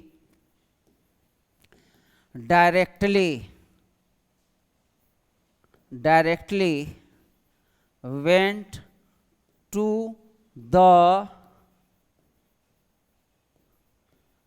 manager's room, राइट। क्या कह रहा है? वह सीधे गया, कहाँ गया? मैनेजर में कि रूम में गया? कहाँ गया? गया कहाँ? रूम में गया कि मैनेजर में गया? तो ये यहां पर गड़बड़ है। क्यों? अपोस्ट्रोफी यूज करते तो बाद वाला को प्रायोरिटी हो जाता है, और यहां पर जाने का संदर्भ तो रूम को पहले रखना चाहिए था। कहां गया?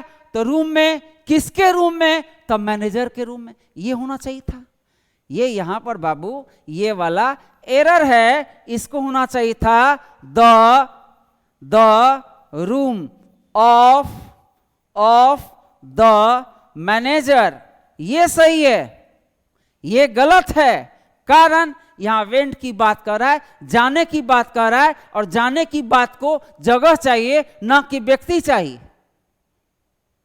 इसलिए हमेशा याद रखना कि अपोस्ट्रोफी या अपोस्ट्रोफी एस का यूज करते हैं तो हमेशा ध्यान में रखना चाहिए कि यह हम सेकेंड नाउन की प्रायोरिटी के लिए यूज कर रहे हैं। जैसे Ram's cow, right, Ram's cow gives milk, तो इसमें जो मिल्क दिया वो कौन दिया? गाय दी। सेकेंड नाउन की प्रायोरिटी है, यहाँ वर्ब इसका है, इसी के लिए वर्ब है। बच्चा सब लिख देता है द काउ ऑफ राम, बड़े एग्जामिनेशन में काट देता है जी। ये हमेशा इस तरह से लेकर के चलना चाहिए कि फर्स्ट नाउन के लिए प्रीपोजिशन चाहिए, सेकेंड नाउन के लिए अपोस्ट्रोफी या अपोस्ट्रोफी एस का यूज होना चाहिए। इस तरह से इसका क्वेश्चन देखना और समझना।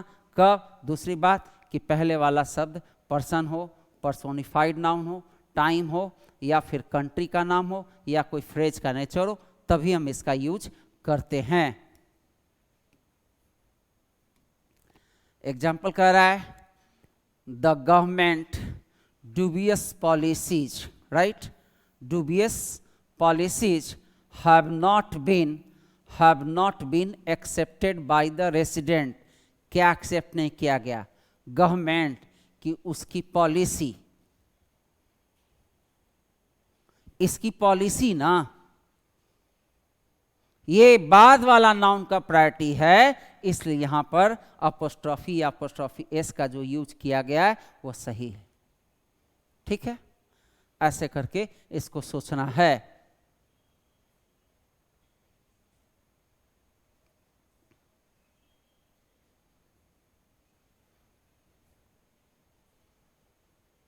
अगला कह रहा है use of conjunction between nouns to give priority to the both nouns. दोनों नाउन को प्रायोरिटी देना हो तो दोनों के बीच में कंजक्शन का यूज कीजिए। ठीक है, यहाँ जो आया है कंजक्शन, ये दोनों नाउन के लिए आया है, चाहे ये सब्जेक्ट के रूप में हो चाहे ये ऑब्जेक्ट के रूप में हो। अगर हम इसके बीच में कंजक्शन यूज कर रहे हैं तो दोनों के लिए आया। ये तो जानते हो, हाँ, priority to the both nouns. जब हम दोनों नाउन को दे रहे हैं तब इसका यूज करेंगे। जैसे कह रहा है the government, right, the government,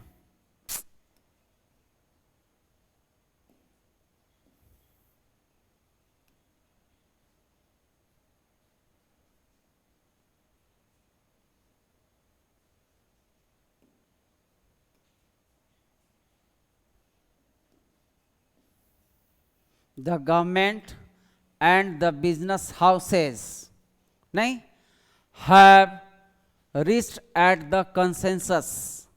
कौन पहुंच, सहमति पर कौन पहुंचा? तो सरकार भी पहुंची जी। और कौन पहुंचा? तो बिजनेस भी, बिजनेस हाउसेस भी, जितने बिजनेस करने वाले लोग हैं वो भी, दोनों एक समान कंसेंसस पर पहुंचा। तो दोनों को प्रायोरिटी देना हो तो हम कंजक्शन का यूज करेंगे।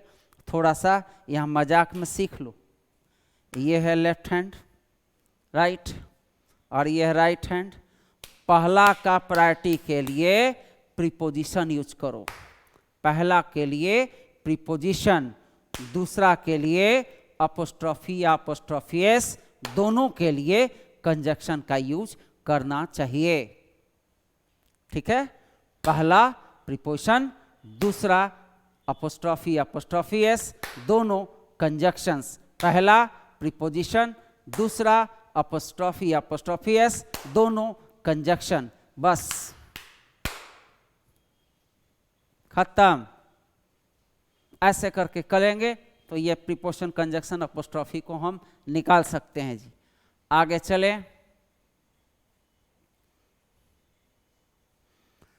कह रहा है if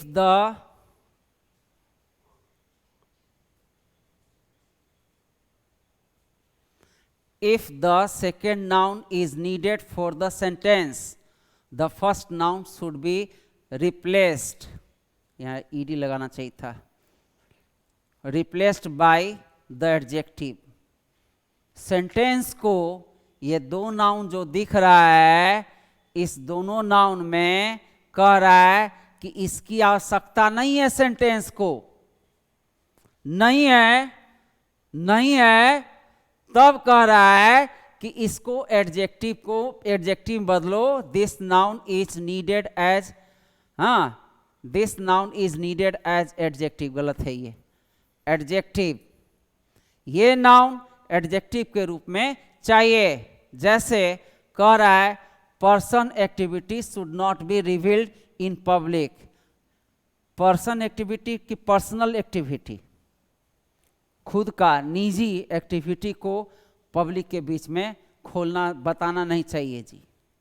ठीक है, तो यहाँ पर्सन एक्टिविटी होगा कि पर्सनल एक्टिविटी? पर्सन की जरूरत है कि एक्टिविटी कह रहा है?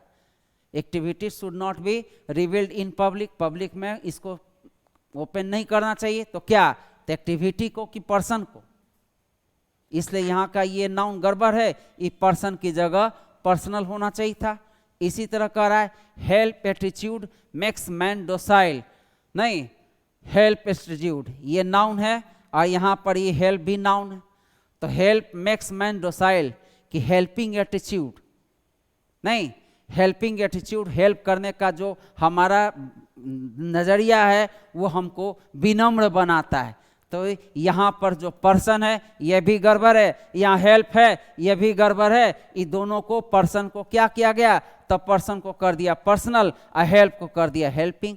कैसे भी बनाओ, वर्ब है जी, वर्ब का नेचर का है, हेल्पिंग या हेल्प जो कर दो, लेकिन ये एडजेक्टिव बनेगा। इसको सिंपल सी बात है, नाउन के लास्ट में जितना पढ़े हो उसमें खाली इतना ही याद रखना, में की गई बदलाव इज कॉल्ड एडजेक्टिव, बाकी दिमाग मत रखना। इसलिए यहाँ पर ये दोनों हमारा पर्सन से पर्सनल बना, हेल्प से हेल्पिंग बना।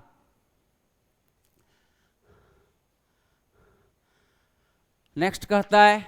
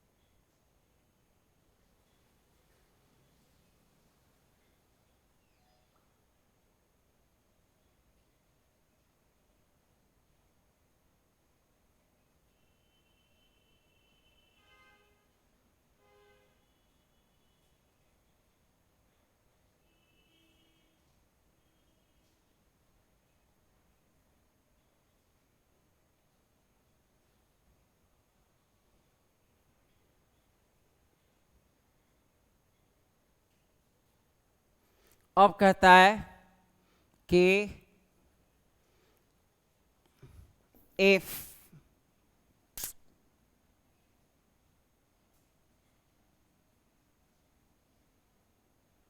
if the second noun is not needed for the sentence, right? The second noun should be kept in noun in apposition.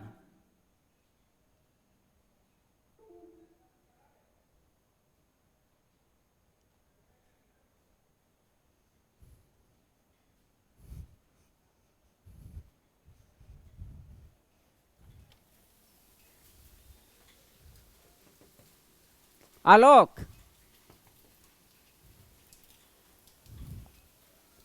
आलोक कहाँ? देखे तो रूम में लास्ट बस 1 मिनट का वीडियो बच गया है।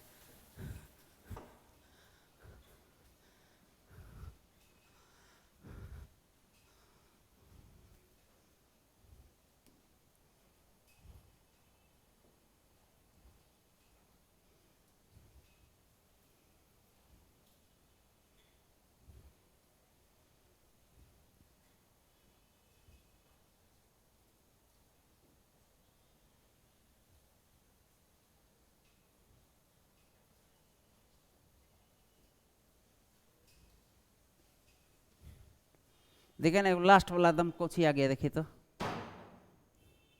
बस 2 मिनट का वो बचल है। अच्छा should be kept in, ला फिर कौन सी आ गया देखिए ना, फिर आ गया, क्या हो रहा है इसे?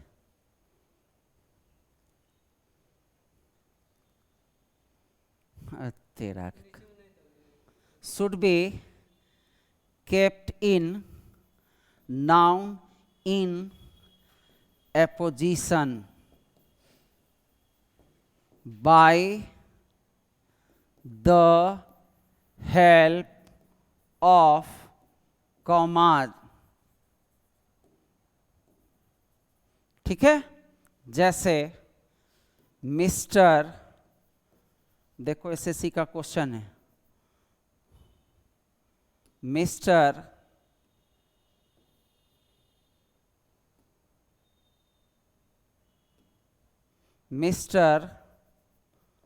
Sunil Pawar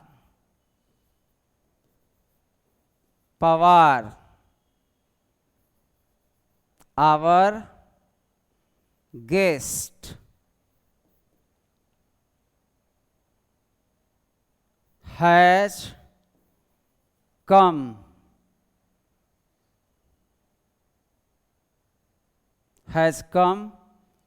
to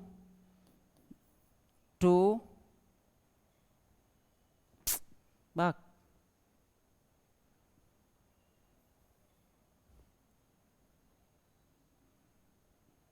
has come to open the cap of the function। यहाँ पर सुनील पवार आया, यहाँ पर गेस्ट भी आया, तो गेस्ट कौन है? सुनील पवार है ना। तो करना कुछ नहीं जी, इसके आगे पीछे एक कॉमा डाल देना है। इस तरह से इस वाले नाउन को हम कहते हैं नाउन इन एपोजिशन, राइट। इसी को नाउन इन एपोजिशन मानते हैं। इसी तरह से ये नाउन का सेक्शन पूरा होता है।